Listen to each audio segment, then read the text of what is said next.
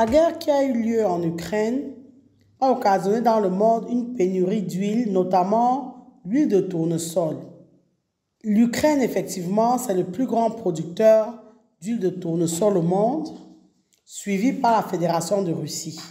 L'Ukraine et la Russie étant les plus gros producteurs de tournesol. À eux deux, ces deux pays qui ont été en guerre représentent près de 80% de la production de tournesol dans le monde. L'Union européenne, l'Argentine, la Turquie, les États-Unis les suivent. Mais en termes de rendement, donc le rendement en graines par hectare, ce ne sont pas ces pays-là qui sont les plus forts, c'est la France, la Roumanie et la Chine.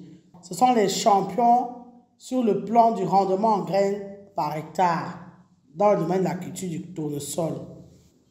L'huile de tournesol commence à être produite dans nos pays d'Afrique subsaharienne. Le tournesol est une culture d'avenir parce qu'il faut savoir que cette huile-là est extraite des graines qui se trouvent au niveau de la fleur du tournesol.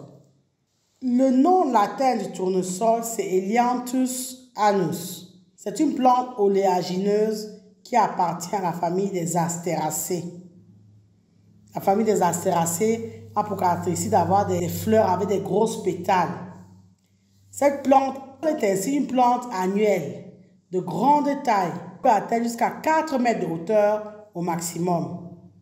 Il faut savoir que le nom tournesol provient du fait que les fleurs de cette plante tournent en direction du soleil au cours de la journée.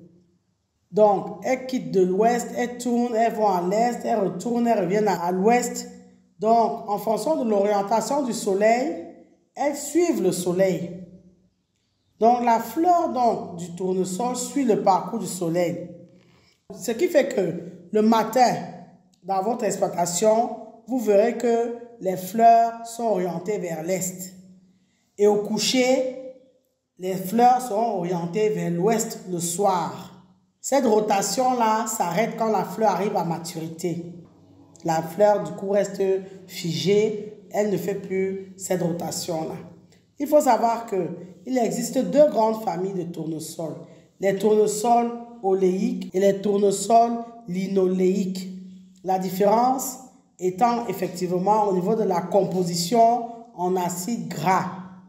Dans tous les cas, l'usage de ce tournesol et des huiles obtenues restent les mêmes. On va cultiver et transformer le tournesol principalement pour un usage alimentaire, pour un usage industriel et nutritionnel.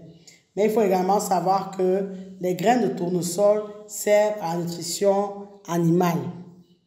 C'est vrai, nous vous encourageons à investir et à vous investir dans la culture et la transformation de cette plante qui est une plante d'avenir. Le tournesol dans nos pays est une plante d'avenir. Pourquoi, effectivement, nous vous encourageons à le faire?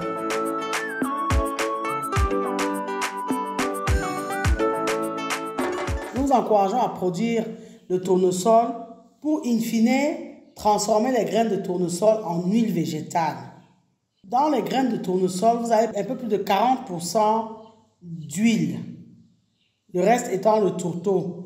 La production d'huile, c'est l'usage principal que vous aurez quand vous allez produire et transformer le tournesol. Donc, vous allez choisir effectivement des variétés ayant une forte concentration des graines en huile. L'huile de tournesol est une excellente huile. C'est une huile végétale de qualité supérieure. Et pourquoi elle est de qualité supérieure? C'est justement sa quantité élevée en acide gras. Donc, ça rend l'huile très stable pendant la friture et ça augmente la durée de conservation des aliments qui ont été frits avec cette huile-là. Donc, c'est une huile assez saine par rapport aux autres huiles. Donc, elle a très peu d'acide gras saturé. En dehors de son usage alimentaire, vous pouvez cultiver et transformer le tournesol afin de produire le biocarburant. En effet, le tournesol, c'est une plante prometteuse pour la production de biocarburant. Autre usage, la plante dont le tournesol a la réputation de nettoyer les sols contaminés, notamment par la radioactivité.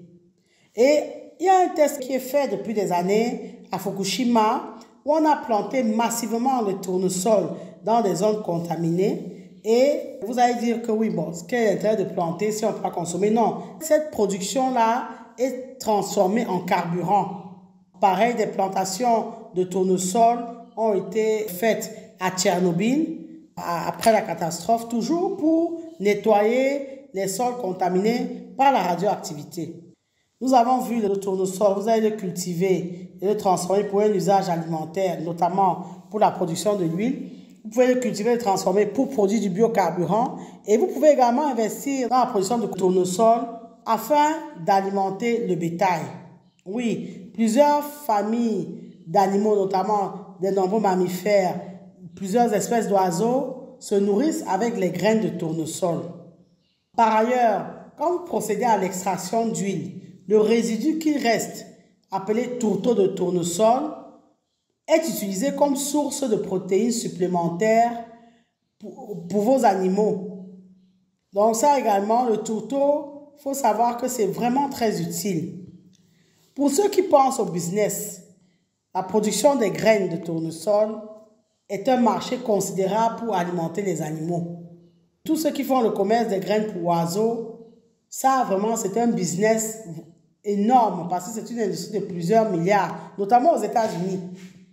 Vous allez produire le tournesol pour nourrir les oiseaux.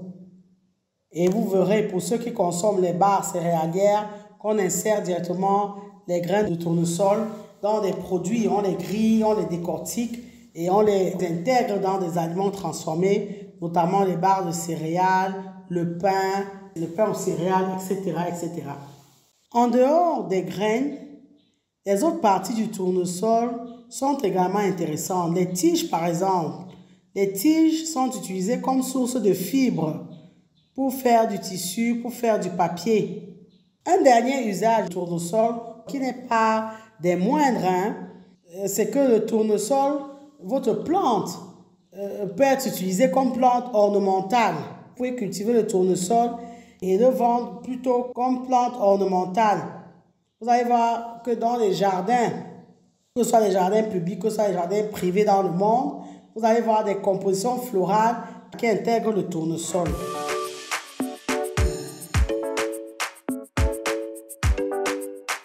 Une chose à savoir, c'est que si vous souhaitez vous lancer dans la culture du tournesol, vous devez accorder une importance capitale au choix des semences.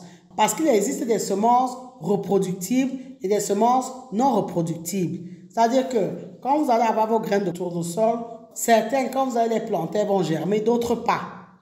Donc, effectivement, essayez de chercher les semences que vous pouvez reproduire. Ça va vous revenir moins cher, bien que, effectivement, comme pour tout, tout a des avantages, tout a des inconvénients. Les semences paysannes sont reproductibles, mais en termes de rendement, vous n'allez pas toujours avoir les meilleurs rendements. Le tournesol est une plante à croissance rapide qui possède une tige robuste. Cette tige-là est rugueuse et poilue. Le tournesol peut atteindre jusqu'à 4 mètres de hauteur. C'est une plante qui se développe bien dans de nombreux types de sols. Tous les sols, même les sols pauvres, les sols sableux ou rocailleux, peuvent permettre la culture du tournesol à condition qu'il soit bien drainé. Vous pouvez avoir une terre fraîche, riche et bien meuble, même si elle est calcaire, elle va vous donner une belle floraison. Ayez en tête que les types de sols qui conviennent pour le maïs, le mil ou le coton sont des sols qui vont l'être également pour la production de tournesol. Le tournesol est une plante qui possède une très grande tolérance à la sécheresse. Donc, la plante va apprécier les climats chauds et secs. Ce sont les climats qu'on retrouve dans de nombreuses régions d'Afrique. Sa culture est donc adaptée au continent. Un point fort du corosol, c'est que c'est une plante qui a un cycle végétatif court, d'environ 3 à 4 mois. Ce qui fait que si vous êtes un agriculteur qui souhaitez vous investir dans le corosol, vous pouvez réaliser 3 à 4 récoltes par an. Et une chose est certaine, le marché est demandeur. Il faut savoir que si vous plantez des variétés ou des espèces de tournesol qui sont volumineuses et que vos plantes sont dans une zone où il y a énormément de vent, vous devez impérativement leur mettre des tuteurs.